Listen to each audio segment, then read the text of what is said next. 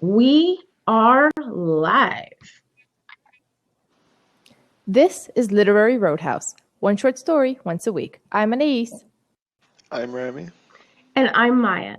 And before we get started, I have a huge thank you because I looked at our paperwork and I'm just so happy right now. We have patrons. We have quite a few patrons. And I want to thank every single one of them. For those of you that don't know, our Patreon campaign is very new. And we started it because we really want to expand.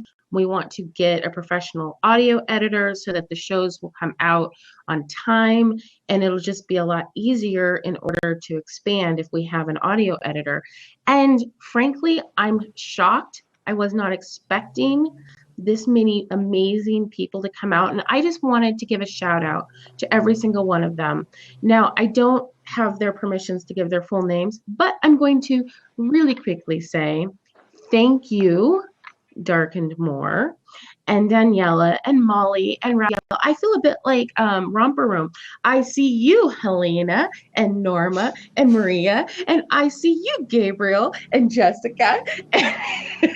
And so if you want to help support Literary Roadhouse, definitely visit our website, but more importantly, go to patreon.com/literary roadhouse. And there you'll find all of our information as far as our goals, what we're planning, and what it's doing for us. And all of the money that we've gotten so far is allowing us to get a microphone for our new host. And she's taking a trip to New York, and she's going to come back with all kinds of interviews with poets. It's going to be really exciting. It's going to be great content, I think. And also, for those who don't know, Gerald is still on vacation, just living up the life, RVing across Europe. Guy. Yep. So this week, we're discussing The Dog of Tetval by Saadat Hasan Manto. This story was recommended to us by our guest last week, Gabriel Jorbo, and he sent along this summary for me to read on the podcast. In Saadat Hasan Manto's The Dog of Tetval, we find Indian and Pakistani soldiers locked on opposite sides of a stalemate. At the peak of their boredom, the Indian side discovers a stray dog. They name the dog Chapa Junjun and write this on a makeshift collar. They write also, this is an Indian dog. The next morning, the same lovable dog turns up on the Pakistani side. The soldiers there already know the creature, but the new Indian name earns ample suspicion and accusation. They give it a new collar, Sapad Soon Soon. This is a Pakistani dog, and send it back to the Indian side with a message. Soon the dog is caught between the two camps, and amid accusations of treason and cowardice, the confused animal is eventually shot.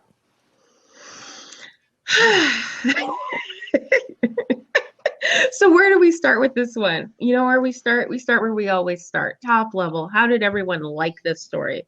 For me, I liked it. And frankly, that was kind of difficult because I've had a difficult week. And a lot of times when I have a difficult week, it's hard for me to like anything. But yeah, I read it and the language and everything. I really, really had an enjoyable read. How about you two? Yeah, I really liked it too. I feel like I spent more time Googling everything that I came across than actually reading the story. Yeah. But I really loved it. And I learned so much about the author who I'd never heard of before, but is like a big deal. So that was exciting as well. And there's a movie about his life that came out last year. So maybe I'll watch that. Awesome. Yeah, I liked it too. And I was surprised because I think this is evidence. See, there are decent stories on Granta. It doesn't have to be all vulgar and vile. So Granta has redeemed itself in your eyes. For that submission. Yeah. Although this story, I think it's much older. The Granta thing was a new translation. And I kind of compared to some older ones, and I think it is a better one. Yeah, it is a really good translation. How long did it take you to figure out the nuances of what the proverb "dogs don't eat ghee" means? You mentioned how long you Googled. I must have spent 20 minutes looking at "dogs don't eat ghee," "bag dogs don't eat ghee." I spent way too much time looking at covers of the song here and learning about the two lovers who end up just horrible tragic tales. Yeah. This story, that's one of the things I noticed was if you read it and you didn't know a lot of the backstory and you didn't look it up, you might feel lost, frankly. I think a lot of the stories that require a lot of background knowledge. You can still get a lot out of the story without that knowledge. But I felt like the story without that knowledge was almost difficult to get into. It really was dependent on having at least a minimal grasp of the culture and certain, proverbs, songs, ideas, thought processes. And then once I got a hold of that, then I was really able to enjoy the story. It's interesting because I didn't look anything up, and I'm not too familiar with the terminology either, but I kind of just guessed it based off of the context clues. And I think as far as knowledge, again, I have Pakistani and Indian friends, but I'm not too embedded in that sort of culture. But I think the very minimum knowledge you would have is that there is some tension between Indians and Pakistanis. And once you understand that, then I think the rest of the story kind of makes sense. Yeah. And that tension is one of the things I found most interesting, because this story really highlights the similarities of people. Here they are, they're at war with one another, and the location is a very serene and beautiful area. But here, right in the middle, they're at war with one another, but they're reacting to the dog in much the same way. And I think that highlighted very well the similarities between these two groups of people that were fighting each other. Yeah. And I also like that. So it's very obviously like about the conflict without ever, it does in the beginning, it's very clear, what he's sort of satirizing, but you never get a sense of why they actually like the other side. It's just it's like this jingoistic, oh, they're Indian, they're Pakistani, that's it. There's no politics really on why there's this tension, which I think really adds to the message of the story. So does before the dog appears, when he's talking about nature and the mountains and the birds do what they want and the sun and the clouds, everything does what it wants. And so then it kind of reduces both sides and the soldiers to really just sort of being childish. Like they're just, thinking that their side is important, that what they're doing is just, but they're like really small in the grand scheme of it. Yeah. Yeah. And, as I was reading the story, I noticed that there were certain themes that kept popping up. And one of the reasons why I spent so long Googling what did it mean when you say dogs can't handle ghee, is as I'm thinking about that quote over and over and over, I'm having many different ways that quote can be used in the story. The obvious is, dogs can't digest ghee. It's not necessarily true. I got conflicting messages, but it is an expression that's used in the Himalayas. It's used in India to kind of say you're not worth the ghee kind of situation, or you're not good enough for ghee, or giving you ghee is a waste. And I felt like this story highlighted the waste of these two groups of people that are so similar, fighting each other and doing something so mean. The dog brought both sides so much joy, and then suddenly they're shooting at it for fun. And it's just very sad. And the ending was extremely sad. Yeah. Yeah. Like, just to kind of like summarize what you were saying, it's like, I can't hear the one thing. Is that me? Oh, Remy, yes. Can you hear her? Okay. Yes. I'm going to refresh. Sorry. Okay. It's okay. Should I just keep going? No, because she wants to hear it.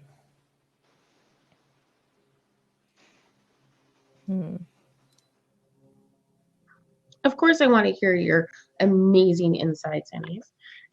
Yeah. Can you hear me? Yeah, I can hear you now. Yeah. And it kind of made like all the little like war game things seem extra just silly. Like when they read the first one, the Chapa Junjun, and they're like, oh, is it code? And they're like radioing to see what this could possibly mean. And then they end up killing the one thing that's kind of like bringing them happiness and helping them get rid of their boredom, because the hate for reasons that are undefined is so strong. So it has that sort of like futility of war for war's sake satirization going on, which I think isn't necessarily a unique point. Like it's been made many times before, but it's told in a very lovely way here. Yeah. How long have Pakistan and India been going through this? They've been having conflicts for so long. I think since shortly after independence. Yeah, there was just recently a thing where they were talking about the conflict now. Like, there's some tension and they're concerned if it gets any bigger, there'll be war. And I had a professor that was an immigrant from Pakistan, and he came over because of the war. It just seems like it's this ongoing conflict between these two groups of people that are just so similar in so many ways. And I think the story, I think that's why it got me emotionally. And I think that's why I enjoyed this story so much, is because on an emotional level, it definitely aligned with my own internal feelings about war. Yeah, it aligns with my internal feelings, but I wouldn't say it got me emotionally.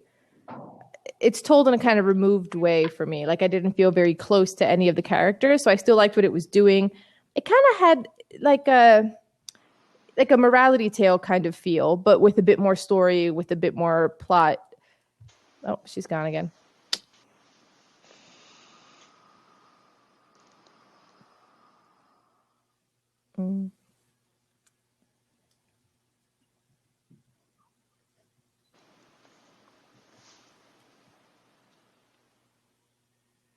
Hi. Hi. Did you not hear me again, or just blab being blab?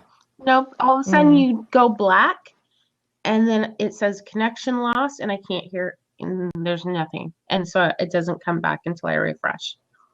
Okay.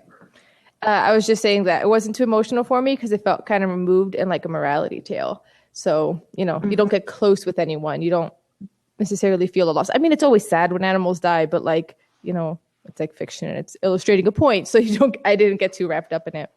I think in American fiction, the trend has been fewer animals dying. Like some of the guys I work with, they have a pack. They'll have children in jeopardy, but they won't kill any animals because it makes people too mad. But how did you guys feel about how the relationship between the men was portrayed in this story? I just want to point out, Gabe commented it reminded him of being a kid and not understanding what the adults were talking about. Yeah.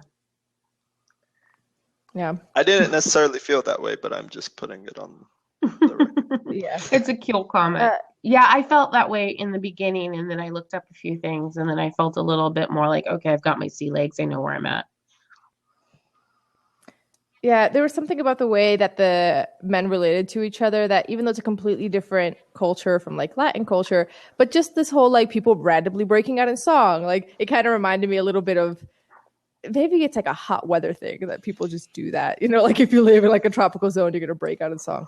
And just and the way that they sort of related, both sides kind of had like the same like makeup. Like you had like the officer, then you had the youngest one who was the one who was most into the dog, and they're the ones who sing the best. Like I like that mirroring on both sides and how the relationships on both sides were pretty much identical. And even the names. So then like it was like the same number of like syllables for like the officers, the same kind of like sing-song cadence to the names for each of the different roles, which I thought was very smart. Yeah. And the names that they chose for the dogs, for the dog, had that kind of mirroring quality as well. I think. Mm-hmm. Rami, yeah. What's up? Did you feel like it was realistic as far as how the men's relationships with each other were portrayed? Realistic? Well, I mean, it's hard to answer that because the story itself is kind of like a satire. But I mean, essentially, they are. I mean, I don't know. People may take offense to this, but I mean, they are the same people, but the difference is mainly in religion because it was all India before, and then Pakistan broke off, and then they made the Islamic Republic of Pakistan. So I mean, they descend from. I mean, if you go back far enough, everyone descends from the same lineage. But they're one. But yeah, but when conflict has been entrenched for so long, you just have these just ingrained beliefs and thoughts, and they're just the others. And then you have this really strong in-group versus out-group belief. Yeah, and it's a more recent example of those kinds of wars where it isn't two completely different cultures that collide. It's one of those where you're taking people who are within the same family, the same community, and then they get torn up, kind of like the Civil War in the US or what happened in Korea when Korea split into North and South. So it has that feeling of it, of like, it's not like the mirroring isn't just like a political comment, like it's just people on both sides. It's like, no, like literally like just a few decades ago, these people were in the same communities. Like they had relationships. Yeah. Going back to your question about whether or not it was realistic, I think this is one of those things where it's like compared to what? So like it's very different from the way that American men bond, I think. But it feels true for what I know of that culture from like the few Bollywood movies I've watched. I'm like, yeah, I think the guys there really are like this. But like, it feels foreign to the way that American men relate to each other. Yeah, it definitely, back to your comment about being near the equator, when I was in Hawaii, I spent a lot of time with non-Halis, and the way the men bonded, I saw a parallel there. And growing up in California, I lived in an area with, pretty much I lived on the Hispanic side of town. And again, the way the men bonded, it felt very familiar. Even though it's satire, the men's relationship with one another had this really lovely kernel of just truth in it. The way they kind of tease each other and they look out, for each other. I felt like that was really well portrayed and something that I thought was very charming in this story. Yeah. Okay. Yeah.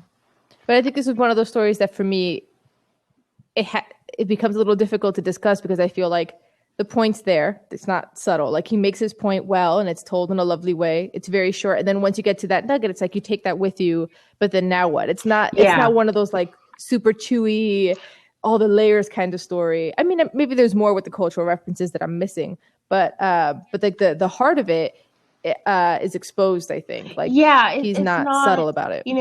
To use Gerald's iceberg, this is the entire iceberg. There isn't much more to the iceberg. And frankly, I wish Gerald was here for this episode because my gut says he probably wouldn't like this story. What do you guys think? Do you think Gerald would like this story? I'm curious. We should start guessing Gerald's thing. I think Gerald would be like, it was nice, it was pleasant, and and the thing there wasn't much bad there. And okay. Yeah, he'd be like, yeah, war is bad. Yeah, okay, I agree. Move on. Gerald. Yeah, I think he'd be kind of in the middle of the road, or just like a mild perception. Yeah, I feel like this is one of those pieces where it's like, if you are like living amongst this conflict and you want writers and others to have like an activist voice and to have kind of a thing that you can point to that's like, this captures my criticisms of the war, like that, like this story is one of those that does that really well because he was active in that. And he was like, when I did a little bit of research on the author, he used to meet with a whole bunch of other luminaries in Lahore, in a famous tea house there, to talk about these sort of things. It kind of reminded me of like in the 1920s, all the writers in Paris, except now it's, what's happening in Pakistan and in India, and they get together and they discuss it. And apparently the US embassy wanted this author to write a story and they were going to pay him 500 rupees. And he said, no, only give me 300 because I already know you're not going to like it. And it was a letter to Uncle Sam. And it was like this huge criticism of war. Yeah.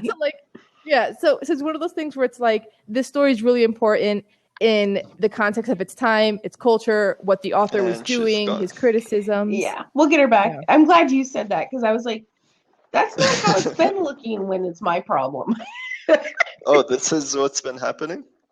No. What's been happening is when I get this writing over her box that says problem with connection, and then I Oh, can't hear okay. anything. Hi, Well, Where Annie. did where did I cut out? I don't know. I don't know. Just start with the whole thought, and that way it'll be easier to edit.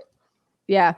I don't even know where I started. No, I was just saying, this seems like a piece that's really important in the context of what the author was doing at the time. So he was an activist, he was a pacifist, he was meeting with other pacifists and activists and luminaries and literary thinkers in Pakistan. And it reminded me of what was happening in Paris in the 1920s, except it's happening over there in their culture at a very famous tea house in Lahore.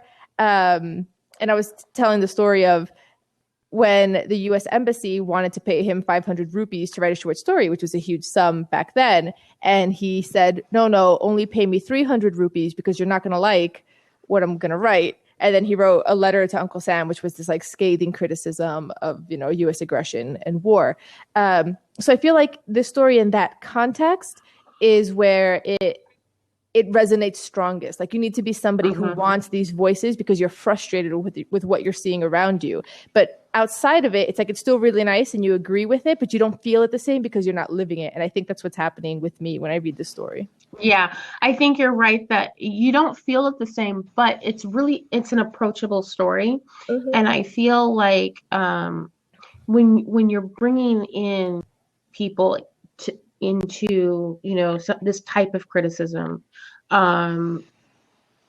it's nice to have a story that is approachable, that isn't so steeped in so much nuance that the average person outside your culture could read it and get a sense of the message. And I felt like, when you're looking at a story about this conflict from someone that's not from the area, this is a really approachable story. It's also, I personally am a pacifist, and I felt like this is a good entree to that type of thinking, to understanding that morality, and it's something that I could give to my son, or I could give to a younger person. And even if they didn't necessarily understand anything about Pakistan and India, they would be able to enjoy the story and pull meaning out of it. Mm-hmm. Yeah. I feel like the best word I have for, she's gone again. Well, the best word I have for it is like really like just effective and engaging. Like, because also it's so short, you can just sort of read it and then you get through it, and it's not the end of it. Yeah. There she is. Yeah. Yeah. But again, limited. Like I don't know what else to say.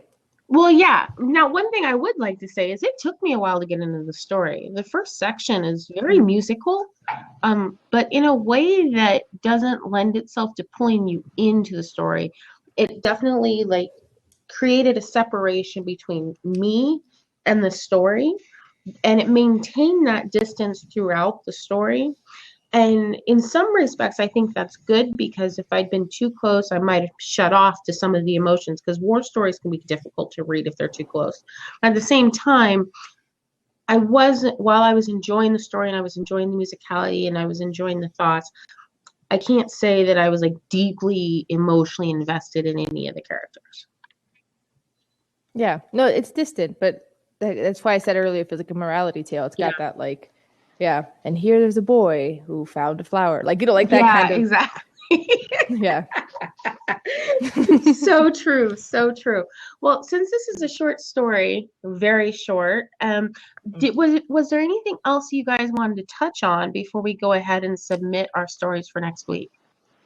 Yeah, and you mentioned that you had looked at other previous translations and that this one was better, but I found that the translation made the dialogue sound a bit disjointed. Like, for example, one sentence, a hawk lost a cane to the crow. Look, does he lament or not? Give not to those who suffer fond tales. I don't think anyone actually speaks like that. In some parts, the translation is too literal too, because when they're describing the dog, they write, or the person writes, when it was fully fed up, then he let it go by the rope or whatever. But you don't say fully fed up when you're full of food. Fed up is like when you're just, you had enough type of thing. So I don't know, the translation, I guess, yeah. See, threw I me like off the a little. translation because I get the sense that this story was written in a really poetic way, and the odd sentence structures are poetic. Uh, I'm a poet, and I can see that the wordplay was retained in some of those sentences. But that particular sentence that you started off with, it's a difficult sentence. I had to read it 3 times to really grasp it. But as I was reading it, it wasn't as if the translation was bad. It was as if I was dissecting a poem. Like that's the kind of structure I was seeing. There were some other places where just little things were switched, but it wasn't random. It was definitely following the rules of poetics and just little things. I think that's why I like this particular translation. I think sometimes when you have a really literary poetic story and then you translate it, a lot of times you lose that in the translation. Especially like translated poetry is really difficult. There are certain translations of like Neruda that are just ridiculous. But whoever did this translation probably has a very good knowledge of poetics because they retained a lot of it. Yeah. Plus, the part about the hawk who lost the crane to the crow, they're referencing a well-known story and song as well. Which again, those are parts where we think like, oh, this kind of reminds me a little bit of Latin culture, because there's like certain stories that it doesn't matter like that like kind of permeate throughout all of like Central and South America, where like if you say it in a room full of strangers, everyone knows exactly what you're talking about and they'll know the response. It kind of had that feeling to me, like when they talked about the hawk lost the crane to the crow. Like it's a reference to a love story, which I liked because, yeah, like it's like they're common, like they keep referencing things that are common in their culture when they interact with each other. And it's not necessarily more personal. It's not more intimate details of each man individually. Mm-hmm. And I think because the story is so simple and it doesn't have that close relationship with the reader, the poetics, if you're reading it and you're not realizing what it is, it could feel disjointed.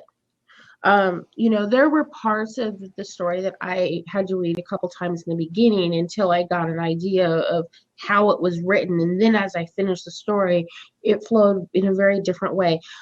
This is a short story I think is really good out loud. If you read it aloud, you can really get a sense of the mastery of the language in a way that when you're reading it quiet, it's almost difficult to digest. Yeah. Since it's Gabe's story, Gabe has a comment saying that as a Western reader, his mind filled in the cultural gaps in bizarre ways. So he couldn't help reading the story as a foil to Melville as a sort of anti-romanticism. The dog is beautiful in its indifference, a merciful indifference, in contrast to Moby Dick's merciless indifference. Yeah. Still, much as in Melville's case, it's the people who struggle absurdly to define meaning to meaningless nature. Yeah. Except I'd say that in this story, they don't even bother with meaning. Like it's pure jingoism. Like it's war at this point as habit, as routine, as sport, even because they literally make a game out of shooting this dog, trying to get the dog to go back to the other side. After both sides had spent all this time feeding it and enjoying its company. I think that's what makes the ending feel so dramatic is the dog shows up in camp and they feed it and they enjoy the dog and they give it a name and the dog gives the camp joy. And then when the dog goes to the other camp, you realize that dog's been at that camp for days. They've been feeding that dog for days. And so when they shoot it, it's like, here's this creature that you've been enjoying, that you've been feeding and nurturing, and then you shoot it. And it reminds me of the not autobiography. It reminds me of the biography of Che Guevara, the really big, thick one called Che. There's a section in there where there's a dog at their camp and they end up having to shoot the dog. But in that situation, the men are really upset. Like, they're really upset when they shoot this dog. And one of the soldiers kind of loses it afterwards. It's just the weight of war is just on him so much that he just can't emotionally deal with what's going on. And the dog is like his last straw. Whereas in this story, it's like a game. Like you said, they're making a game of shooting this dog. They're shooting around the dog and making him move, and then they just shoot the dog. And that's something I don't think, there's a long history of soldiers taking on dogs, like, stray dogs, and kind of adopting them. And it gives them a sense of home, something to nurture when you're out there having to kill things. And so the way that these men react to that dog, I think, is a really potent message. It's not what you would expect. Plus, you have a difference here. Like in the Che example that you gave, it's written in a way where the war is significant. What you're trying to accomplish through the war is important. And the war is difficult and it's tearing you apart, but it's something that you must do because you believe in the ultimate cause. It has a meaning. Where this story makes war seem so small and insignificant because even before the dog arrives, it's like, oh yeah, they build some fires and they shoot some bullets and everybody's fine and nobody gets hurt and you're just kind of chilling there. Like there's this whole thing where it's like there's like this dance for no reason. It feels really arbitrary. Neither side is sitting there feeling impassioned by some calling to win. And that's what makes it seem so kind of absurd and futile. Definitely. Are we ready to rate this puppy? Wait, I'm going to read another one of Gabe's comments. As a Western reader, my mind filled in the cultural gaps. And you just read that one. I must have cut out for you. I read it. Oh, whoa, really? Oh, well, you're going to have so much editing to do on this one, Annie. All right, I know. Never mind then. If anyone's recorder cuts out, I give up. No, I don't think so. I think I didn't realize you were reading. I thought you were talking in your own words, so I didn't. Okay. Anyway. Okay, Rami. Shows how much he pays attention to it. Yeah. He's like, without Gerald here, I gotta listen to these two yammering on. He needs his bro. All right, hope you had a good conversation. All right, so I'm going to submit. Well, you have to rate. Oh shit! Sorry, we still need to rate.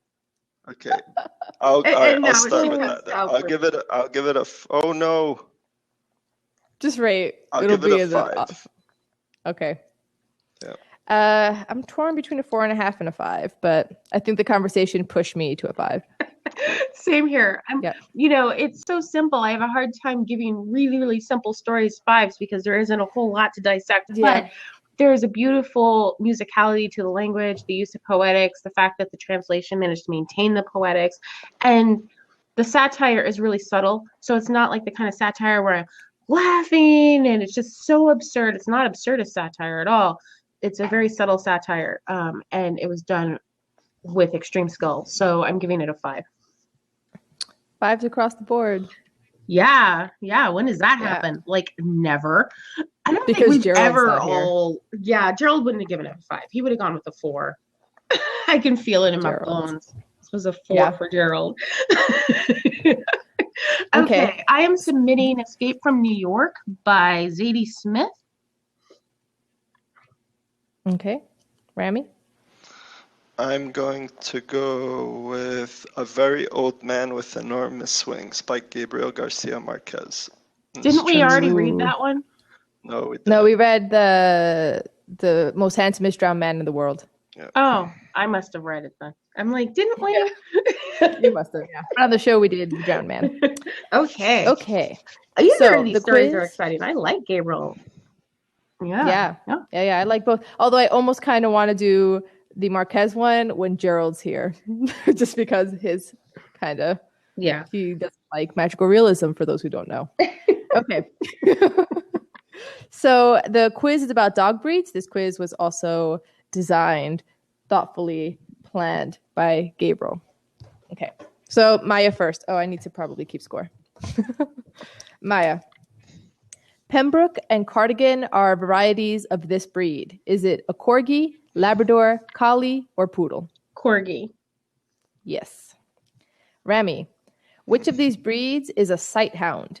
Is it the bloodhound, the basset hound, beagle, or greyhound? I don't know. Bloodhound. No, that's No. like a famous. Yeah, but okay. So What's the Maya. answer? Wait, what's the answer? Oh, greyhound. It is? Yeah. Really?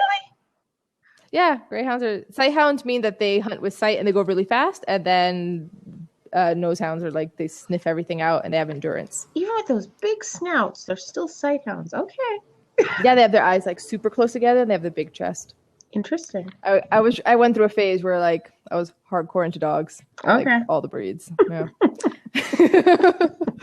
Maya, Dachshund is a German name. It translates as rat hound, duck hound, badger hound, rabbit hound. So rat, duck, badger, rabbit.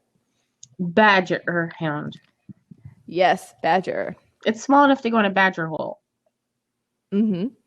Exactly. Good job. Remy, the English bulldog was bred to fight what kind of animal? Bulls, bears, boars, dogs. Dogs? Bulls. Okay. Okay. They can fight bulls? Oh, I almost want to see that, but I can't say that out loud because that makes me a horrible person. Then I'll get hate mail. mail@literaryroadhouse.com. Is that actually a live email address? Yes, Yeah. that is our email address.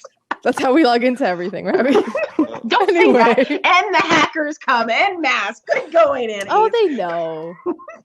Well, not everything, but yeah. Okay. Remy. I Maya. went. Maya. Yeah. Okay. So Maya, the Irish Wolfhound is the tallest dog on average. Which breed has the tallest recorded specimen? The Standard Poodle, the Newfoundland, Great Dane, Saint Bernard. Newfoundland. Newfoundland. I think you're right. Great Dane. Wow. Okay. Mm-hmm. Remy. It's widely credited that Helen Keller's dogs, Kenzan Go and Kamikaze Go, were responsible for introducing this Japanese breed to America. Is it the Pekingese, Akita, Chow Chow, or Japanese Chin? Chow chow. No, the Akita. Okay, Remy is not a dog person. I'm not. I mean, you can just give Akitas it are to so Maya. beautiful. Yeah. Well, Maya won. Yeah. Yeah. Which, I love dogs, but I'm allergic to them. So there you go. Mm. And so next week, I'm really excited because I've been wanting to read Zadie Smith on here. Next week, we are reading Escape from New York by Zadie Smith. Cool. Okay. But before you go, tell us which nation your cat or dog is allied with in the comment section at literaryroadhouse.com. And if you think they're actually spies for enemy nations, let us know along with a review of our show on iTunes, Stitcher, or Spreaker. And although we didn't sing Here's Song on our show today, we just might on one of our other shows, either the Literary Roadhouse Book Club or the Bradbury Challenge. So be sure to listen. Also, like Captain Maya Good said at the start, please visit and support our Patreon campaign at patreon.com/literaryroadhouse. Your generous contributions keep us going and growing. And as always, share this podcast with your fellow soldiers. Until next time, Read a good story. Good job. These outros are getting lengthier as we add Another more one in the stuff. bag. Do this. Hey, that was a really smooth episode. I'm very pleased. Yeah. Even with once all the chaos, everything even with is all the cut. craziness Yeah. and the editing you're going to have to do, every time somebody cut out, we just got right back into it. I'm really proud of us. Oh, yeah. Too pro. Yeah. These outros, though, are like, ooh. You make it work, though. You know what? Do everything. And some of your outros are pure artistry. And like one of these days, we need to like have a contest to like pick Which is the Annie's best one? The spanking best one. outros. The spanking one is probably the best one. You know what? That one.